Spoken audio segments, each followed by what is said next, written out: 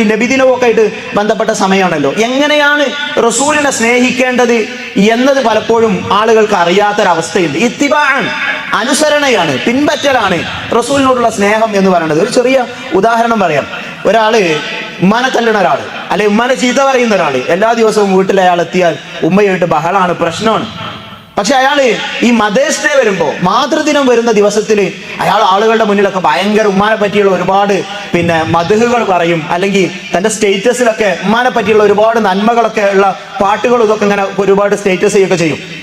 അതാണോ ഉമ്മാനോടുള്ള സ്നേഹം? അതല്ല. മറ്റൊരാൾ ഉമ്മനെ പറ്റി ഇങ്ങനെ 1000 പാട്ടുകളൊന്നും മദേഴ്സ് ഡേ എന്ന് പാടുകയൊന്നും ചെയ്യൂല.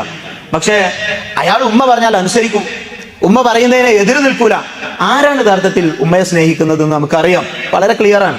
ഉമ്മയെ സ്നേഹിക്കുക എന്നുള്ളത് ഉമ്മയെ പറ്റി 4 പാട്ടും അതും പറയാനല്ല, മറിച്ച് ഉമ്മ പറയുന്നത് അനുസരിക്കലും ഉമ്മ പറയുന്നതിനെ ധിക്കരിക്കാതിരിക്കലും ഒക്കെയാണ്. ഇത് വളരെ ക്ലിയർ ആണ്. റസൂൽ സല്ലല്ലാഹു അലൈഹി വസല്ലമയെ സ്നേഹിക്കേണ്ടത് എങ്ങനെ?